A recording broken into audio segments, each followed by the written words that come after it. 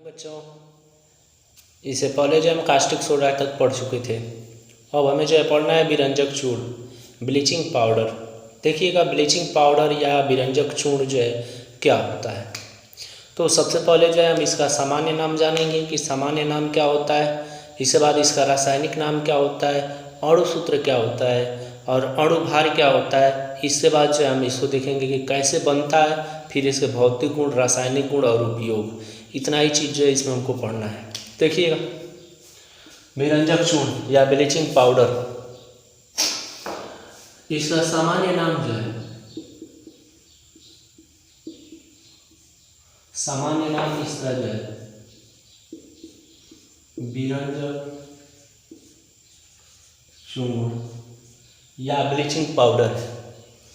इसका रासायनिक नाम जो है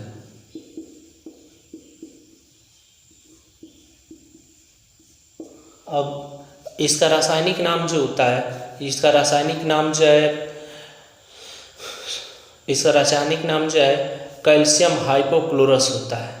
कैल्शियम हाइपोक्लोरस होता है। इसके बाद इसका अणु सूत्र जो होता है CaOCl2 होता है। इसका अणु भार जो है, इसका अणु भार जो है, यह जो है अणु भार इसका जो है 127 होता है।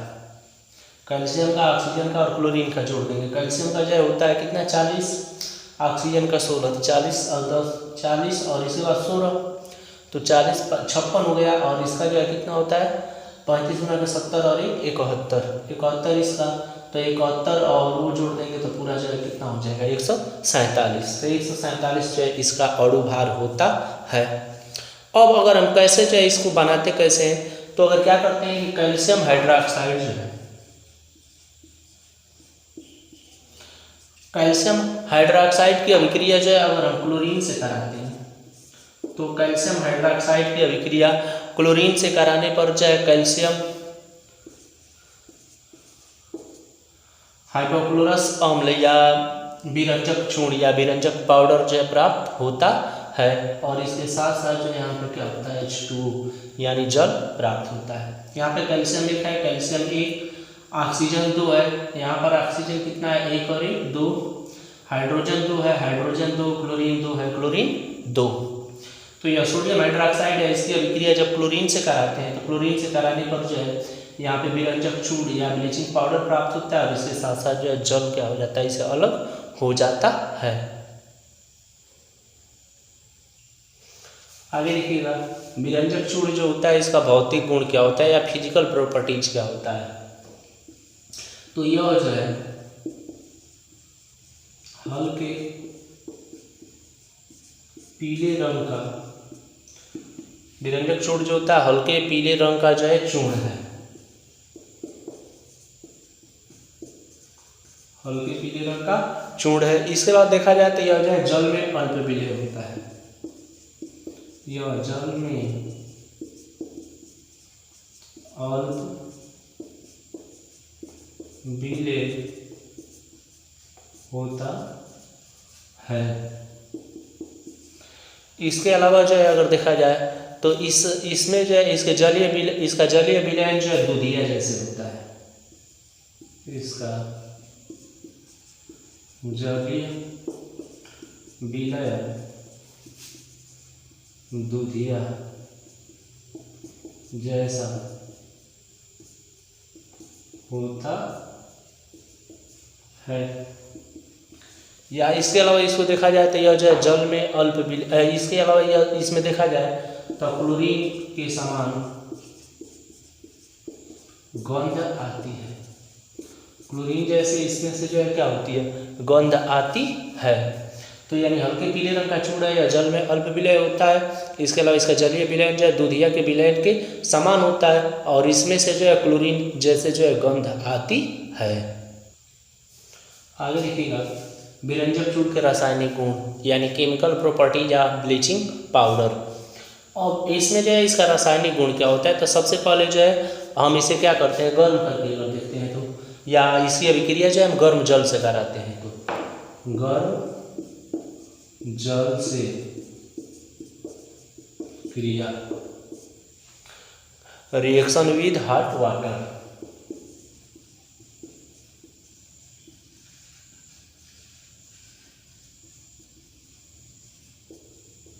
Reaction with hot water.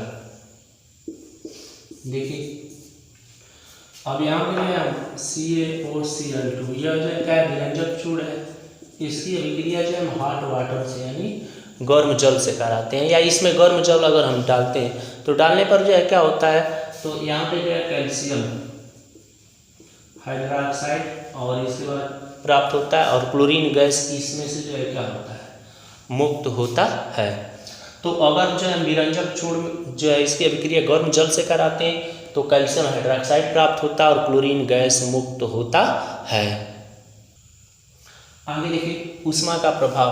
अगर क्या हम क्या करते हैं, विरंजक चूड़ जो होता है इसे जो हम हीट करते हैं यानी गर्म करते हैं, तो गर्म करने पर इससे जो है कैल्शियम क्लोराइड प्राप्त होता है और इसमें से जो है ऑक्सीजन गैस जो है मुक्त होता है। और यहाँ पे जो है कैल्शियम यह जो आपका विरंजक चूड़ है, इसे गर्म की कैल्शियम क्लोराइड मिला, ऑक्सीजन मुक्त हुआ। बैलेंस कर लेंगे, कैल्शियम 1 है, कैल्शियम 1, क्लोरीन 2 है, क्लोरीन 2, ऑक्सीजन 1 है, और यहाँ पर कितना है 2, यहाँ पे 2 कर दिए तो ऑक्सीजन 2 हो गया, बट कैल्शियम 2 हो गया तो 2 कर दिए कैल्शियम 2, क्लोरीन 4 हो गया तो 2 दूना के 4। तो अगर हम क्या करते हैं कि विरंजक चूर्ण को जो है गर्म करते हैं, तो गर्म करने पर जो है कैल्शियम क्लोराइड प्राप्त होता है और क्या होता है, ऑक्सीजन गैस मुक्त होता है। अगला है उत्प्रेरकीय अपघटन।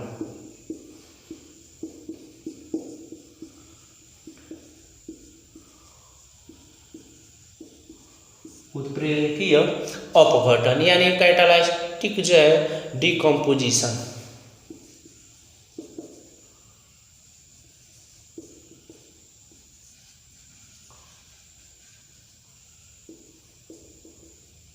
Catalytic decomposition. अब यहाँ पे हम क्या करते हैं कि यह जो है विरंजक चूड़ है, इसका जो हम कोबाल्ट क्लोराइड उत्प्रेरक की उपस्थिति में जो है क्या करते हैं, अपघटन कराते हैं।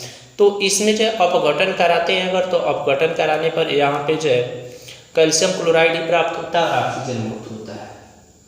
कैल्शियम क्लोराइड प्राप्त होता है और यहाँ से भी ऑक्सीजन गैस क्या होता है, मुक्त होता है। तो ऊष्मा के प्रभाव में भी यही रिएक्शन होता है, इसमें भी जो है यही रिएक्शन होता है, बस इसमें हीट कर रहे हैं, इसमें जो उत्प्रेरक क्या कर रहे हैं, कोबाल्ट क्लोराइड लगा रहे हैं। बैलेंस कर लेंगे, कैल्शियम 1 है, कैल्शियम 1, क्लोरीन 2 है, क्लोरीन 2, ऑक्सीजन 1 है, यहाँ पे 2 है तो 2 कर दिया, ऑक्सीजन 2, बट कैल्शियम भी 2 हो गया तो 2 कर दिया, कैल्शियम 2, क्लोरीन 4 है, यहाँ पे भी क्लोरीन 4। अगला जो है स्वतः अपघटन। अब इसमें जो है यह हो जाए क्या, आपका विरंजक चूर्ण है, इसका जो है जब हम स्वतः अपघटन कराते हैं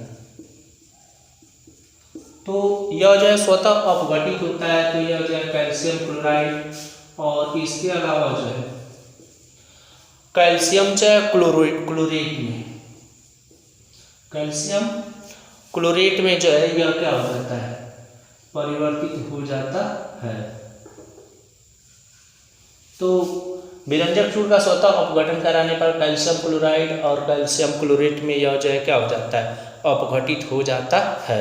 बैलेंस कर लेंगे, यहाँ पे कैल्शियम 1 है, यहाँ पर कितना है 2, क्लोरीन कितना है 2, और यहाँ पर कितना है 2 और 2 4, और इसके अलावा ऑक्सीजन यहाँ पर 1 है, और यहाँ पे कितना है 3 गुना के 6, तो यहाँ पे अगर 6 करते हैं तो ऑक्सीजन 6 हो गया, कैल्शियम 6 और ऑक्सीजन जो है क्लोरीन जो है कितना हो गया 12, तो यहाँ पे 5 कर दिए तो 5 कैल्शियम 5 या और 1 6, क्लोरीन जो है 6 गुना के 12, तो यहाँ पे 5 गुना के 10 और 2 12, ऑक्सीजन जो है कितना हो गया यहाँ पे 6, तो यहाँ पे भी 3 गुना के 6। बैलेंस हो गया।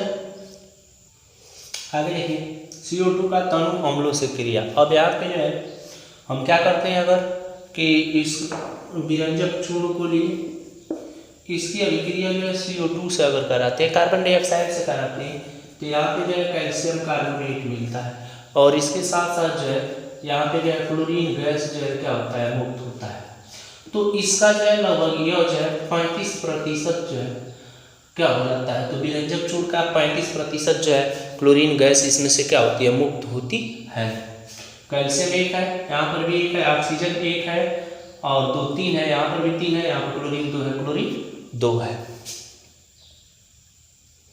आगे देखिए विरंजक अभिक्रिया, ब्लीचिंग रिएक्शन। अब यहाँ पे हम क्या करते हैं कि अगर जो है विरंजक चूर्ण को लिए और इस विरंजक चूर्ण की अभिक्रिया जो है तनु अम्ल से कराते हैं, तनु जो है सल्फ्यूरिक अम्ल से अगर कराते हैं तो यहाँ पे जो है कैल्शियम क्लोराइड मिलता है, और इसके बाद जो है कैल्शियम सल्फेट मिलता है, और इसके साथ साथ जो है यहाँ पे हाइपोक्लोरस अम्ल यानी HOCl प्राप्त होता है।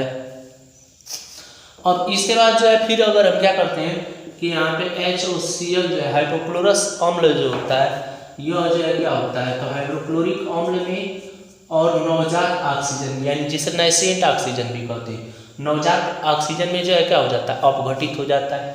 अब हम क्या करते हैं, कोई किसी रंगीन पदार्थ को लेते हैं और किसी रंगीन पदार्थ को लेकर के और नवजात ऑक्सीजन उसमें जो है जब हम क्या करते हैं मिलाते हैं, तो मिलाने पर वो जो है रंगहीन पदार्थ हो जाता है, रंगहीन पदार्थ हो जाता है।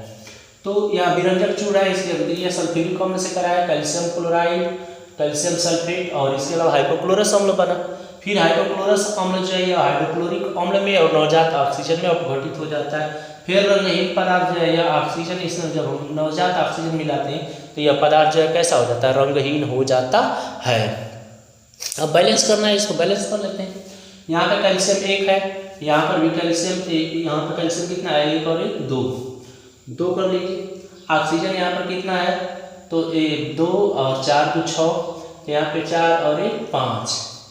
इसके बाद क्लोरीन यहाँ पे कितना है 4, और यहाँ पर कितना है 2 और 1 3। इसके अलावा जो है हाइड्रोजन यहाँ पर 2 है, हाइड्रोजन यहाँ पर कितना है 1, सल्फर 1 है, सल्फर 1, ऑक्सीजन 4 है, ऑक्सीजन 4। तो बैलेंस करना है हमको इसको। तो सबसे पहले जो है इसमें जो है अब क्या करेंगे कि सबसे पहले जो है इसमें से जो है हम क्लोरीन को ही करते हैं। तो क्लोरीन यहाँ पे कितना हो गया 4, यहाँ पे 2 है तो यहाँ पे 2 कर दिए, क्लोरीन 4 हो गया। कैल्शियम 2 है, कैल्शियम 2 हो ही गया। इसके बाद हाइड्रोजन 2 है तो हाइड्रोजन भी 2 हो गया, सल्फर 1 है, सल्फर 1 हो गया, ऑक्सीजन 4 है, यहाँ पे ऑक्सीजन 4 और 2 6 है, यहाँ पे भी 6 है। यहाँ पे हाइड्रोजन 1 है, हाइड्रोजन 1, ऑक्सीजन 1 है, ऑक्सीजन 1, क्लोरीन 1 है, क्लोरीन 1। तो ब्लीचिंग अभिक्रिया में क्या होता है, ब्लीचिंग अभिक्रिया में अगर हम क्या करते हैं कि यहाँ पे जो है कैल्शियम, यह जो है विरंजक चूर्ण में अगर हम तनु हाइड्रोक्लोरिक अम्ल डाल दिए तो यह कैल्शियम क्लोराइड, कैल्शियम सल्फेट और हाइपोक्लोरस अम्ल बनाता है। फिर इसमें जो इसका अपघटन कराते हैं जब, तो यहाँ पे जो है HCl और नवजात ऑक्सीजन प्राप्त होते हैं। फिर नवजात ऑक्सीजन को रंगीन पदार्थ में मिलाते हैं तो उस पदार्थ को यह जो है क्या कर देता है, रंगहीन कर देता है। अब आगे देखिएगा, विरंजक चूर्ण जो होता है कुछ पदार्थ जो होते हैं उनको जो है ऑक्सीकृत भी कर देता है। जैसे यहाँ पे जो है सोडियम जो है आर्सेनाइट को लिया, इसका नाम जो है क्या है, सोडियम आर्सेनाइट है। अब सोडियम आर्सेनाइट की अभिक्रिया जो है अगर हम क्या करते हैं विरंजक चूर्ण से कराते हैं, तो विरंजक चूर्ण से कराते हैं तो विरंजक चूर्ण से कराने पर विरंजक चूर्ण जो होता है यह जो इसको सोडियम आर्सेनेट में, यह जो है इसको जो है सोडियम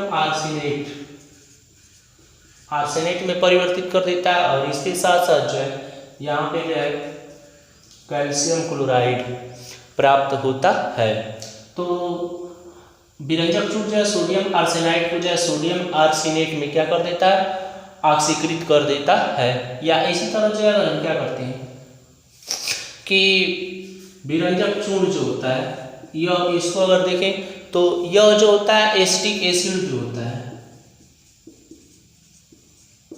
और पोटेशियम आयोडाइड जो होता है इसको भी यह ऑक्सीकृत करके और कैल्शियम एसीटेट में जो है क्या कर देता है, तो ऑक्सीकृत कर देता है CH3CO।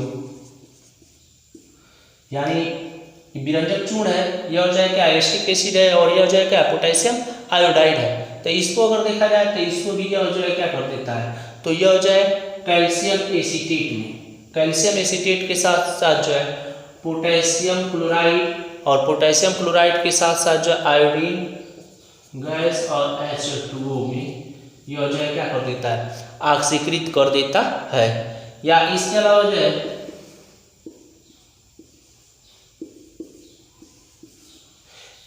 है अगर देखें तो विरंजक चूर्ण जो होता है, विरंजक चूर्ण जो होता है या लेड ऑक्साइड जो होता है, लेड ऑक्साइड को जो है यह क्या कर देता है, ऑक्सीकृत कर देता है, जिससे कैल्शियम क्लोराइड और लेड डाइऑक्साइड हो जाता है।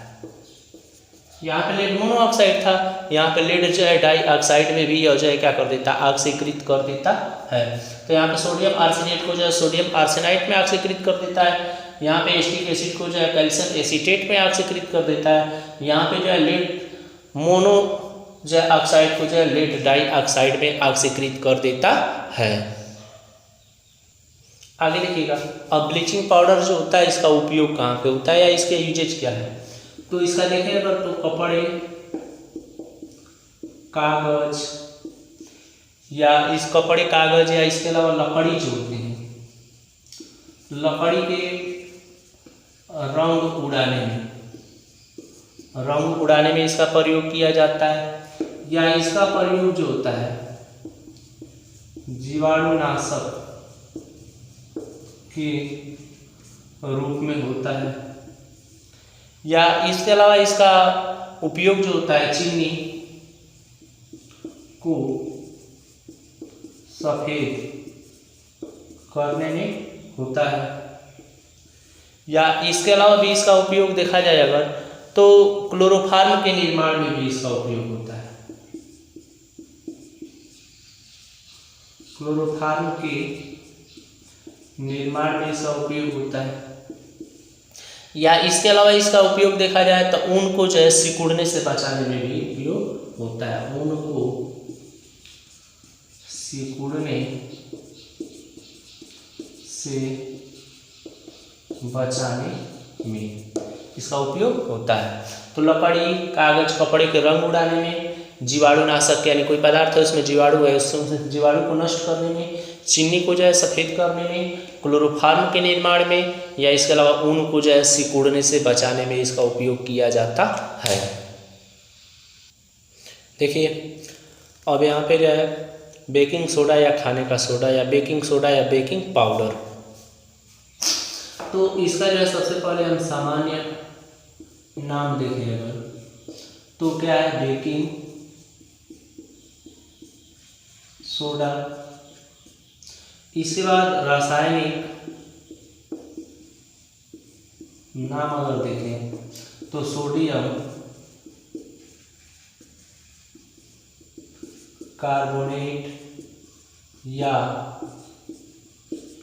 Sodium bicarbonate.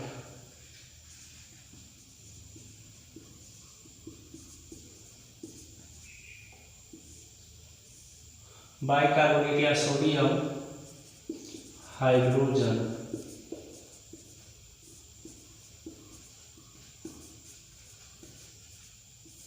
Sodium hydrogen carbonate है। इसके अलावा इसका अणु सूत्र अगर देखें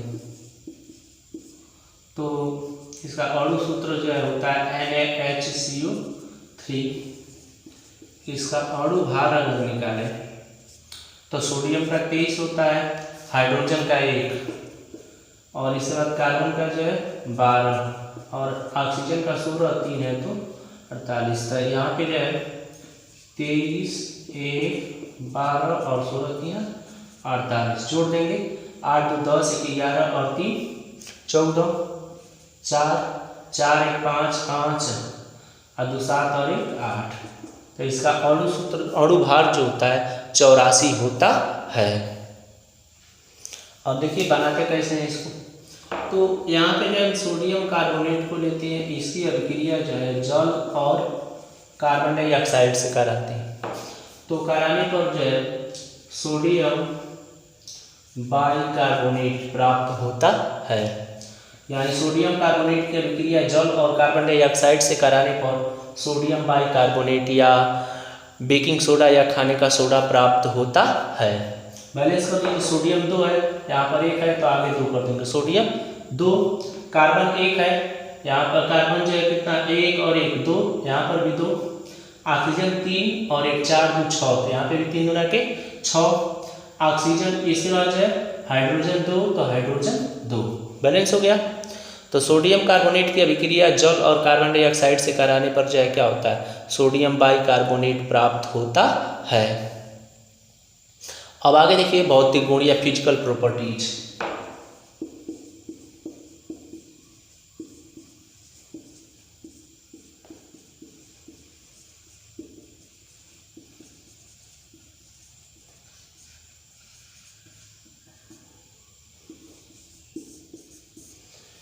भौतिक गुण फिजिकल प्रॉपर्टीज। अब इसका फिजिकल प्रॉपर्टीज या भौतिक गुण क्या होता है, तो अगर देखें तो यह जो है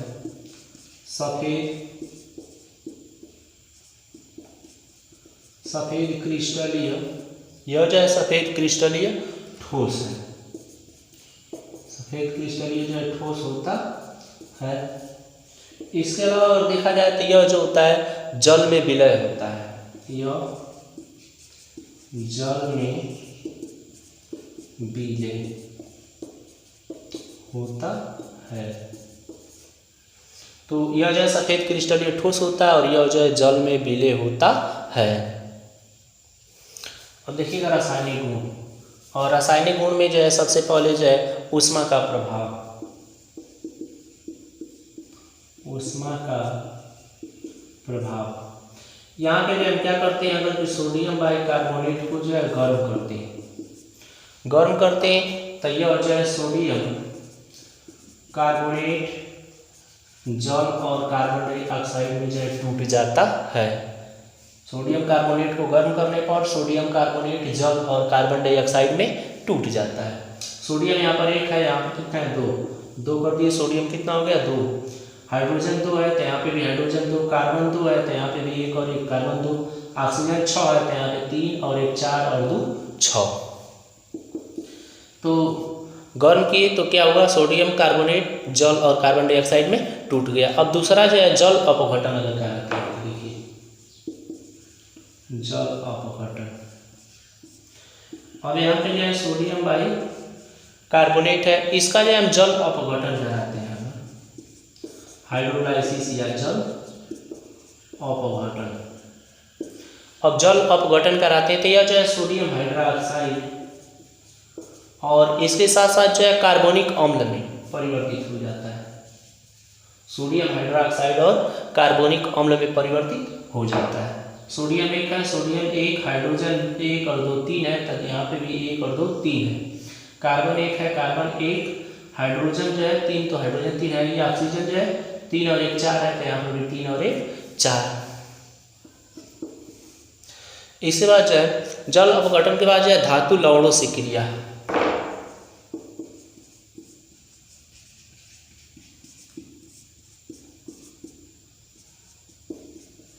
धातु लवणों से क्रिया, यानी किसी हम ऐसे धातु से अभिक्रिया करा जाए जो क्या हो, लवण हो, साल्ट हो।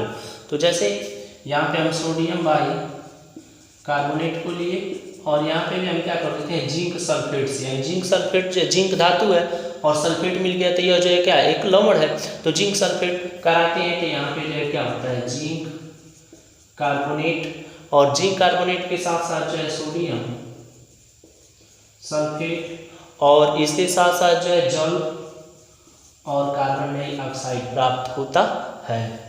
तो सोडियम बाइकार्बोनेट के लिए जिंक सल्फेट से कराने पर जिंक कार्बोनेट, सोडियम सल्फेट, जल और कार्बन डाइऑक्साइड प्राप्त होता है। बैलेंस कर लीजिए, सोडियम 1 है, यहाँ पर कितना है 2, तो 2 कर दिए सोडियम 2। हाइड्रोजन कितना है यहाँ पे 2, यहाँ पर भी हाइड्रोजन कितना है 2। कार्बन 2 है तो यहाँ पर भी 1 और 1 2। ऑक्सीजन 6 4 10, तो यहाँ पे भी 3 और 4 7, 7 1 8 और 2 10। जिंक 1 है, जिंक 1, सल्फर 1 है, सल्फर 1। बैलेंस हो गया।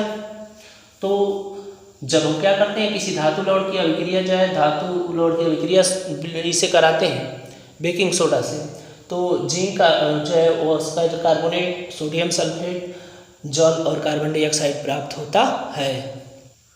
देखिए अब जो है बेकिंग सोडा जो होता है इसका उपयोग कहाँ पे होता है, तो आमाशय जो है उसकी अम्लीयता को दूर करने में।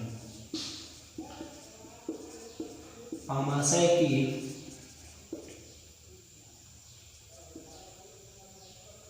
आमाशय की अम्लता को दूर करने में।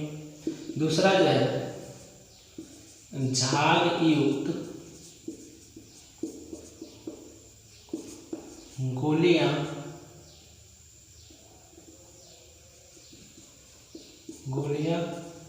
बनाने में। और इसके बाद तीसरा जो है आग बुझाने वाले यंत्रों में। आग बुझाने वाले यंत्रों में, या इसके अलावा इसका उपयोग जो होता है बेकिंग पाउडर के निर्माण में।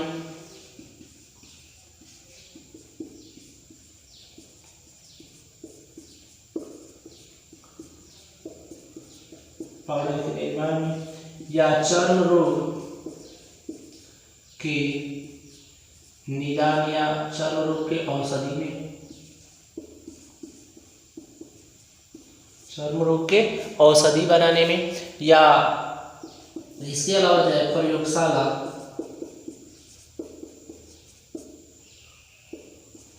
प्रयोगशाला में अभिक्रमक के रूप में, या इसके अलावा जो है कच्चे दूध को जो है फटने से बचाने में।